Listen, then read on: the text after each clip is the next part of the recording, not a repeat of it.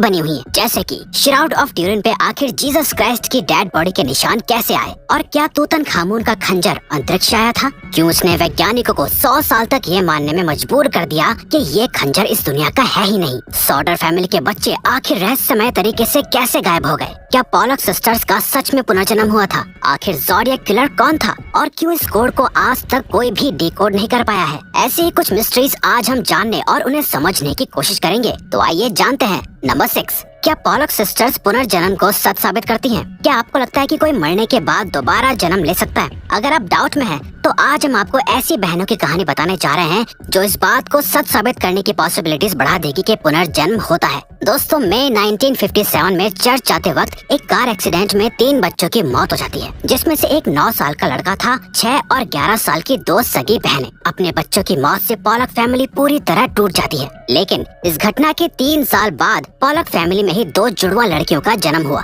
Pollock family अपने बच्चों को एक्सीडेंट में खोने के बाद इन लड़कियों के जन्म से बहुत खुश थी। लेकिन जब ये लड़कियां 4 साल की हुई तो वो अपनी 4-5 साल पुरानी बातें याद करने लगी, जो पॉलक फैमिली की उन 2 मरी हुई बेटियों को पता थी। वो उस स्कूल की बातें कर रही थी जहाँ वो कभी गई ही नहीं, लेकिन जिसमें उनकी मरी हुई बेटियां जाया करती थी। इसके अलावा उन दोनों जुड़वा बहनों को कार और रोड से बहुत डर लगता था। जब पॉलक फैमिली ने इन लड़कियों को अपनी मरी हुई बेटियों के खिलौने दिए, तो वो जुड़वा बहनें इन खिलौनों से ठीक वैसे ही खेल रही थी जैसे उनकी मरी हुई बेटियां खेला करती थी। और ये शक यकीन में तब बदला जब उनकी एक बेटी ने अपनी दूसरी बहन के गोद में सिर रखा हुआ था और दूसरी बहन बोल रही थी कि देखो, तुम्हारी आंख से खून आ रहा है और यही तुम्हारा कार से एक्सीडेंट हुआ है। इसके बाद पॉलक फैमिली को भरोसा हो गया था कि ये उनकी मरी हुई बेटियां ही हैं, जिनका पुनर्जन्म हुआ है। पुनर्जन्म की ये घटना वाकई किसी मिस्ट्री से कम नहीं है, क्योंकि इन लड़कियों का जन्म उसी घर और उन्हीं माता पिता से हुआ था।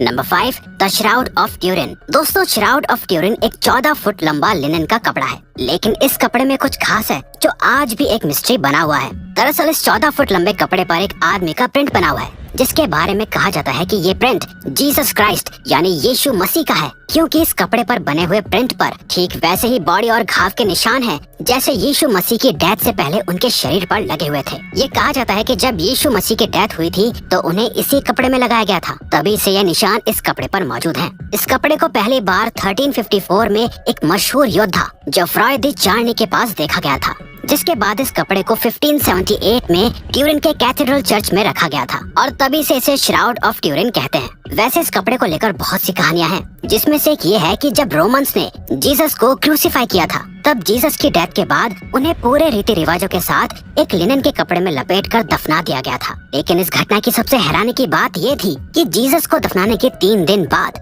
जब मकबरे का निरीक्षण किया गया तो उनकी बॉडी वहाँ नहीं थी। वहाँ पर वो सिर्फ लिनन का कपड़ा मौजूद था जिसमें जीसस को लपेटा गया था। इसीलिए ऐसा माना जाता है कि ये श्राउड ऑफ ट्यूरिन वही लिनन का कपड़ा है जिसमें जीसस को लपेटा गया था। अब तक इस कपड़े की बहुत सी रिसर्च की जा चुकी है। रिसर्च में पता चला कि इस कपड़े पर कुछ लैटिन और ग्रीक भाषा के वर्ड्स लिखे हुए थे, जिससे ये पक्का हो गया था कि ये कपड़ा 2000 साल पुराना है। लेकिन जब इस कपड़े की कार्बन डेटिंग चेक की गई तो पता चला कि ये कपड़ा 1200 या 1300 ईस्वी का है, जिससे इस कपड़े का जीसस से कोई भी रिलेशन नहीं बन पा रहा था और तभी से ये श्राउड ऑफ ट्यूरिन एक मिस्ट्री बना हुआ है। नंबर 4, आखिर सॉर्डर चिल्ड्रन कहाँ हैं?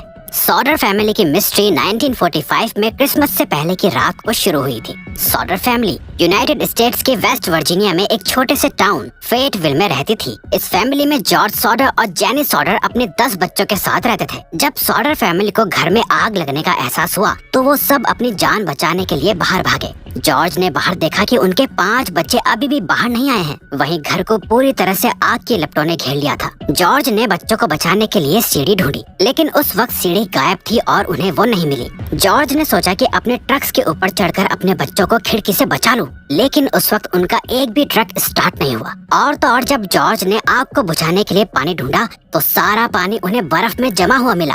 जब जॉर्ज के पड़ोसियों ने फायर ब्रिगेड को कॉल करके बुलाने की कोशिश की तो किसी का भी फोन काम नहीं कर रहा था। आखिरकार घर ऐसे ही सुबह तक जलता रहा। 25 दिसंबर की सुबह जब पुलिस सॉर्डर फैमिली के घर पहुंची तो वहां जॉर्ज के 5 बच्चे या उनकी बॉडीज और लाश नहीं थी। पुलिस ने अपनी इन्वेस्टिगेशन में पाया कि उस एरिया की सभी टेलीफोन लाइंस कटी हुई थी। जेनी यानी बच्चों की मां से पूछताछ करने पर पता चला कि रात को आग लगने से ठीक 1 घंटे पहले किसी ने उनके घर पर फोन किया था, लेकिन जेनी ने उस वक्त उन सब चीजों पर ध्यान नहीं दिया था और इन्वेस्टिगेशन होने पर पता चला कि एक अनजान आदमी को बहुत दिनों से जॉर्ज के घर के बाहर देखा जा रहा था, लेकिन उस आदमी और सॉडर फैमिली के बच्चों का आज तक कुछ पता नहीं चला है। सॉडर फैमिली ने अपने बच्चों को ढूंढने के लिए हर कोशिश की, लेकिन वो हमेशा नाकामयाब ही हुए। पता नहीं आखिर वो बच्चे कहाँ गायब हो गए थे, और क्या उस अनजान आदमी का इससे कुछ लेना देना भी था या वो सिर्फ एक कोइंसिडेंस था। ये आज भी एक मिस्ट्री है। नंबर 3, तूतनखामुन का खंजर। फेरोन्स एंशिएंट इजिप्ट के राजाओं को कहा जाता था और तूतनखामुन फेरोन्स डायनेस्टी का आखिरी राजा था, जिसे किंग तूत के नाम से भी जाना जाता है। तूतनखामुन की मम्मी पहली बार 1922 में इजिप्ट से डिस्कवर हुई थी। तूतनखामुन की मम्मी असल में 3 ताबूतों के अंदर दफन थी, और जब तूतनखामुन की मम्मी को खोला गया था तब उसकी मम्मी ने गले में एक ताबीज पहना हुआ था और उनकी पूरी मम्मी सोने से बने हुए गहनों से ढकी हुई थी। साथ ही उसकी मम्मी के साथ 2 खंजर भी मिले थे, जिसे पहली बार देखने में लगा कि इनमें से एक खंजर लोहे का था और दूसरा खंजर सोने का था। लेकिन कहानी बिल्कुल अलग थी, क्योंकि पिछली हुई कुछ रिसर्चेस और खंजरों की इमेजेस से पता चला कि ये खंजर असल में लोहे का नहीं, बल्कि इसमें किसी मीटियोराइट के मटेरियल का इस्तेमाल किया गया होगा। एक स्टडी के मुताबिक जिस तरह का निकल इन खंजरों को बनाने में इस्तेमाल किया गया है, वो निकल अर्थ पर ओरिजिनेट यानी उत्पन्न ही नहीं होता है। ऐसा माना जाता है कि ये खंजर तूतनखामुन को दूसरी दुनिया के लोगों ने तोहफे में दिया होगा। यही वजह है कि आज तक ये पता लगाना नामुमकिन ही है कि आखिर तूतनखामुन का खंजर किसने बनाया होगा और इस खंजर को बनाने के लिए मटेरियल उन्हें कहां से मिला होगा। ऐसा भी हो सकता है कि उस वक्त कोई मीटियोर अर्थ पर गिरा हो जिससे इस खंजर को बनाया गया होगा, या उस वक्त भी लोग स्पेस में जाते हो। कुछ भी साफ नहीं कहा जा सकता, इसीलिए ये खंजर आज भी एक मिस्ट्री बना हुआ है।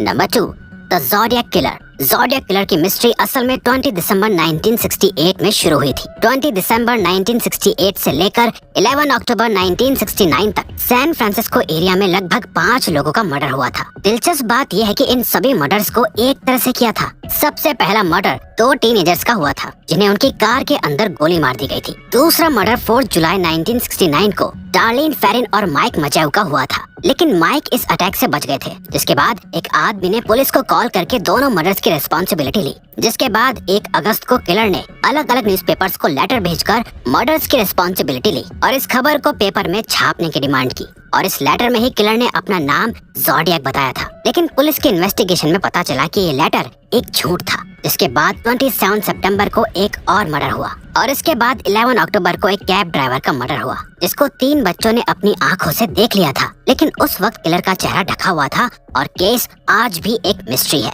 Number 1, shepherd's monument.